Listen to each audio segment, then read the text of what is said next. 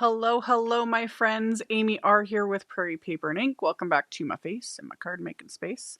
And a couple of cards using a combination of newer Picket Fence Studios products along with a couple of oldie but goodie favorites of mine. We're going to do some die cutting, some pouncing, a ton of splatter. I wanted to make a sand effect, and the best way to do that, splatter. And it's fun.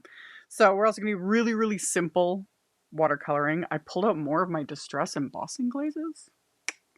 Been talking about that in recent videos. I have like all of them. I just don't pull them out. So I pulled them out and used a couple, and they're fun. So as always, I will have links below the video to my blog post. I'll have a supply list with links to all the supplies I used. All of my links are affiliate links. That just means that if you click on one of my links and end up placing an order, I get a little kickback from that at no extra cost to you. That's what helps pay the bills, all the things, keeps the channel running, all that fun stuff. And yeah, I think that's all the housekeeping. Let's get into the card making. So I started with my backgrounds, which I created using the Scene Building Seashore A2 vertical cover plate die. I've actually used this on a previous card that I posted on my YouTube channel last year, something. If I remember, I'll link to it in the end screen of the video. But I took A2 panels of just some smooth white cardstock, taped them into place with some low tack die tape, and then ran it through my die cut machine. You could also just die cut larger pieces of cardstock, make things a little simpler. But I just have tons of panels that I have cut down that just make life easier. So die cut my pieces first. Gonna do this twice because why not when I've got, all the supplies out and whatnot. So line up the cardstock, tape it into place so that it doesn't shift when I run it through my die cut machine.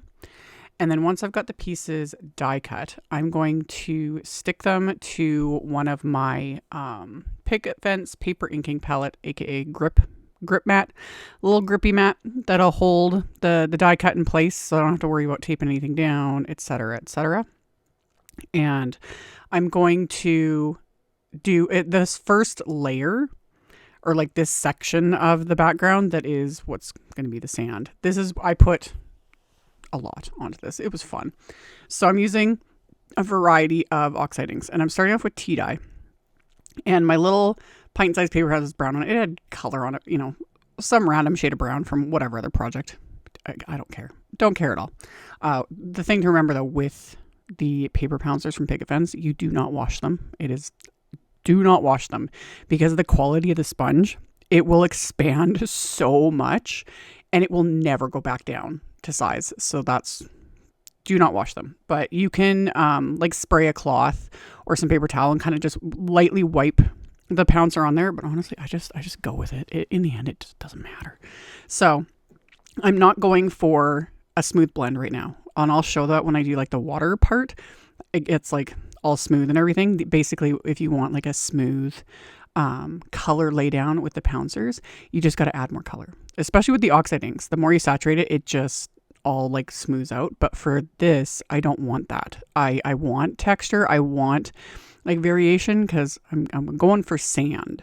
So I started with tea dye, and then I'm going in with vintage photo, and kind of keeping that more to the edge where like the water is going to connect to it. So, that would be a little darker. And then I also just added a bit more, again, more texture, a little more color, etc. And just kind of working my way back and forth between these two backgrounds here. So added the vintage photo, did that again to the second piece. And once I've got that all in there, this is when we're gonna get into the really fun stuff, which is splatter. Tons and tons and tons of splatter. Because it's sand. We need texture. There's so many ways you can achieve this. You can also do things like, I wouldn't maybe necessarily use actual sandpaper and then die for something like this, because you would need to die cut it, and I'd be a little concerned die cutting sandpaper, because I'd be a little concerned, or a lot concerned, about like running it through sandpaper through a die cut machine, that the sandpaper would like potentially wreck my wafer dies. But if you're using it in a different way, you could use sandpaper and like tear it and that sort of thing, and it'll obviously look like sand. But to get the look, just splatter. Lots of splatter. Tons of it. Variation of splatter. So I started with, I think, like gathered twigs, Oxide ink, and I put these backgrounds into my splat box. Splattered that on. And again, since I did Oxide inks on this cardstock, anything you're kind of adding on top of it, Oxides have a interesting way of like absorb. You can see it as I'm splattering. They absorb, it's interesting. So if you want specifically like this sort of thing, you're using this specific like wafer dye, these colors, you're going for a sand look. If you want like a brown splatter to really show up, I would go with distress paints. Those would definitely show up more, but I was having fun kind of layering these. So I experimented. I used distress inks, regular ones. So that's what I just used. I used gathered twigs and the ground espresso ink, distress inks, but same thing. They still kind of absorbed. That was fine though, because I'm getting that texture. So I just built up all that texture with the splatter. And then my final bit was just some white gouache, and I watered it down. So this, while it's white at the moment, it's the same idea because of Oxide inks, but this would apply to any sort of background you've done. Especially though with Oxide inks, is it will absorb that gouache, and the gouache will absorb some of the color as it dries. So in the end, I got my sandy texture. Super happy with it. It was fun. I love splattering. It's a way to like kind of just make a mess, and it's therapeutic. Anywho. So once I did the sand bits, now I'm doing the other pieces to create the water. So for this piece, I started with tumbled glass, and then I'm going in with salty ocean and a light hand, just adding a bit here and there, just giving it a little more dimension. And again, not worried about getting like a perfect laydown of color, because, texture just gives it an extra something.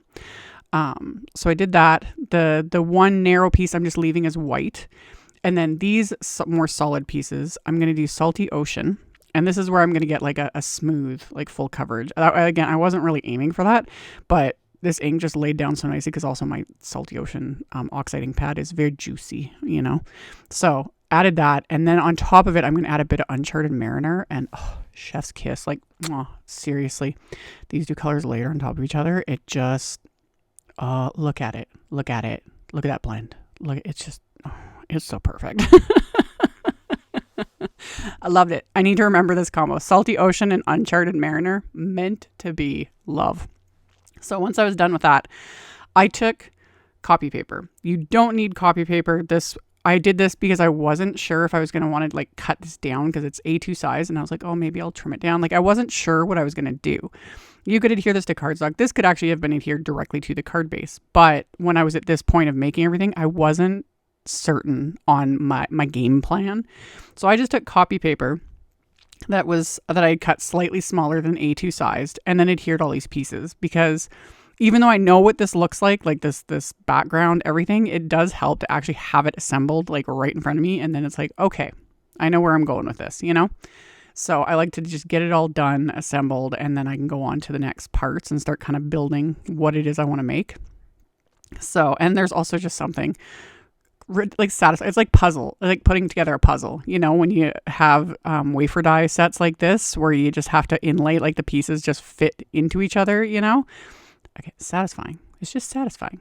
So did that, repeated the step for the second card, set those aside. And then I had die cut more cardstock with this big one, is the Layering Flora oversized ornamental grass. Love it. It's huge. Yeah. And it just reminds me of like pot fillers, for garden pots, and having those big tall grassy bits, getting that height. I was like, that's where my brain's at right now. We're getting close to it here in Saskatchewan. It's not quite planting season yet, but as of doing this voiceover, the weather is finally getting nicer, and I'm like, so for it. Anyway, back to the card. So I used that, and I also used another oldie but goodie set. It was the Scene Building Grass Tufts die set, and I only used a couple dies, and I die cut some of the little smaller grass tufts. Same thing, stuck them to my little paper inking palette, used my little pint-sized paper pouncers, and this time the combo was peeled paint and rustic wilderness. So peeled paint all over everything. And then Rustic Wilderness kept more to like the centers of all of that. So that got all my little scenery bits. Now I'm switching it up. I now have distress watercolor cardstock. Everything else I'd just done on like regular smooth white cardstock. This time it's now watercolor cardstock. Use my anti-static powder tool on it. I'm going to stick this on my little paper inking palette. Just that gives a little bit of, it has a bit of give to it. So when you're stamping directly onto it like this, you get a better stamped image. Comes in handy for that. So I am now stamping some of the shells from the Seashells Waiting to be Found stamp set. And I'm stamping them with more Oxide inks. And I use the anti-static powder tool because I'm going to use distress embossing glazes to heat emboss these. It doesn't need to be distress embossing glazes. You could just use clear embossing powder. But I have all the distress or most of the distress embossing glazes and they've just been sitting. I need to make a point of using them. And they are really pretty. If you've never worked with them, they are like obviously tinted in the distress colors, but they're tinted and they are somewhat transparent. I'm only saying this it doesn't have any play in what I'm making. You don't get to see that cool effect, but that is what they do. They're not opaque. So if you have like other colors or you can like layer up solid images and stamp and heat emboss them and they can do some cool things. But for what I did today, wasn't necessary. Could totally have just used clear embossing powder. But since I have all the colors of all the things, why not use them? So these first shells I stamped with saltwater taffy, Oxide ink, and then I used the saltwater taffy distress glaze. And it does make them a bit darker. That is also like the benefit of the embossing glaze is because it's tinted, it does make them darker than if I just used clear embossing powder. But again, it just is what it is. Anyway, so I used saltwater taffy and then I used rusty hinge, and this one you can actually see quite a bit more. So like I stamped it with the rusty hinge oxide and then the distress glaze, like you could just see right there how much it intensified that color. Love it. I need to use these more often. Anyway, so stamped, heat embossed, and then the other color I used was salvage patina. So same thing, anti-static powder. I was just using acrylic blocks just because I was stamping things in multiples versus like sticking them in my Misty. That's also why the little inking palette comes in handy. So got all my little images stamped, and I stamped everything multiple times because I wanted the ones I wanted of the ones I was stamping multiple times because I'm doing more than one card. And then also I wanted some extras because I'm going to stick them on the inside of the card. So it's like while I'm stamping it, stamp a couple more for the inside. So I did rusty hinge on a couple of the different types of shells. And then, yeah, my final ones were this salvage patina. And I'm making sure also that I had space between all these shells because I am going to use the coordinating wafer dies to die cut everything when I'm done. So salvage patina oxide ink, salvage patina embossing glaze, and then pulled out another scrap of the distress watercolor paper because needed multiples. So got those stamped, coated with the embossing glaze, melted with my heat tool. With stamps, specifically ones like this that already have like so much detail, you could skip coloring them at all if you're stamping them with like color ink, whether you're heat embossing them or not. Because yeah, when there's so much detail, like it's not just an outline, you know. You almost could, but I already had like made up my mind that I wanted to watercolor over these. So that's what I did. I used the exact same colors. So the saltwater taffy, the rusty hinge, and the salvage patina oxide inks. And I just smushed them onto one of my little plastic palettes. And I'm going to just use my little Ranger detail watercolor brush here to paint them in. And literally just slap and color on. That's it. Simple. Super simple. Anybody can do this. No special skills needed whatsoever. And I also purposely went outside the lines on purpose. I did that because when I knew when I was going to die cut these, the die cut has it has that perimeter around the image, which I'm fine with. I don't care that a lot of my die cuts, have that white border. It doesn't faze me. But when I was thinking about doing this, I was like, oh, if I just paint outside the lines, that eliminates the white border. So why not? So that's what I did. I just painted outside the lines. So filled them in, did the saltwater taffy with the shells that I had colored or heat embossed with the saltwater taffy embossing glaze. And then the rusty hinge, same exact thing, painted them, painted around the perimeter just to cover up the white watercolor paper. And then with the final shells, I got a little more adventurous, not much, but I just painted them with the salvage patina, but then the parts that are the interior, I painted with the saltwater taffy.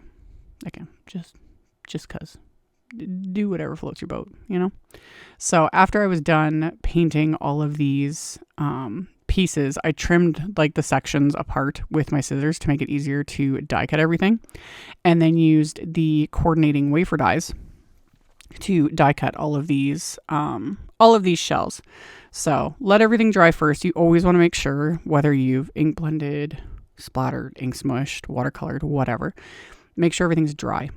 You want it dry, 100% dry, before you die cut or before you try and trim things down with a paper trimmer, because if it's at all wet, the fibers in the paper, whether it's watercolor paper, cardstock, whatever, can like shred rather than just cut cleanly, whether it's die cutting or using a paper trimmer. So that's why we say like wait till it's dry or heat set it, whatever. Just make sure it's dry. So these were dry.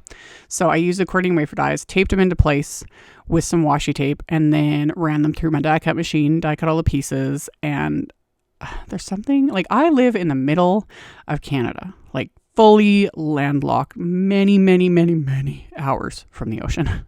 But there's something about seashells. They're so pretty.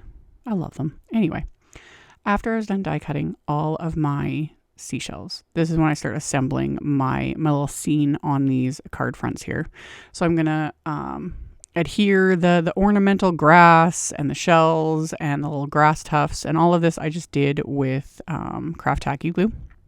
You could also pop things up with, foam tape and build a bunch of dimension, but yeah, I just adhered everything with craft tacky glue. And off to the side, I had already kind of figured out the layout on the other card front, just to give me an idea, what I was doing, where I wanted to stick everything, and then just repeated that onto this second card front. So once I've got everything adhered onto the card front, I got to flip it over and trim off all of the bits hanging off the edges here.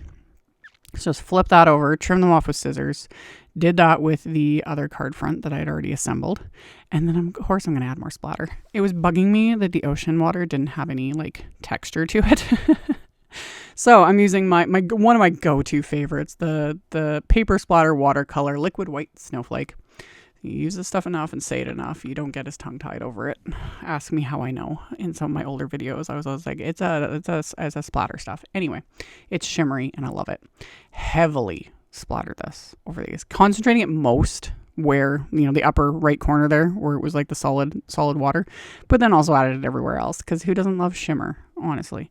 So splattered that all over these card fronts, just good and heavy. So we just got all of that fun texture, shimmer, goodness. I used every little bit of it.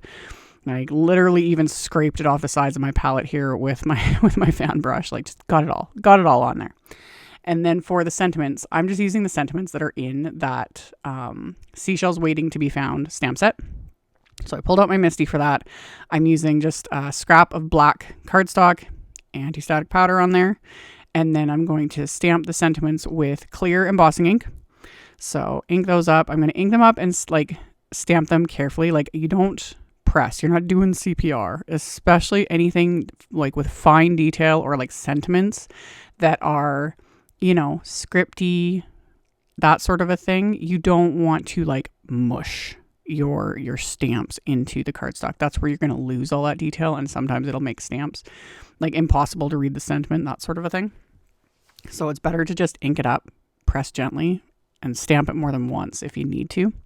So that's what I did, and then coated everything with just some detail white embossing powder. Melted that with my heat tool till everything is smooth and shiny. And then after I let that cool off for a few seconds, I just used my microfiber cloth and rubbed that on the cardstock to remove that excess anti-static powder. And then I'll use the coordinating wafer dies because the die set has the dies for all of the seashells and then the sentiments.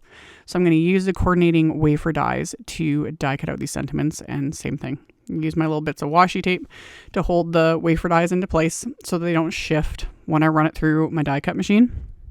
So get those taped into place, die cut all my sentiments, and then once the sentiments are die cut, I can now like get these cards like fully assembled. So my card bases are top folding A2 white note cards, and I have my extra shells, and I also ended up die cutting those little grass tufts.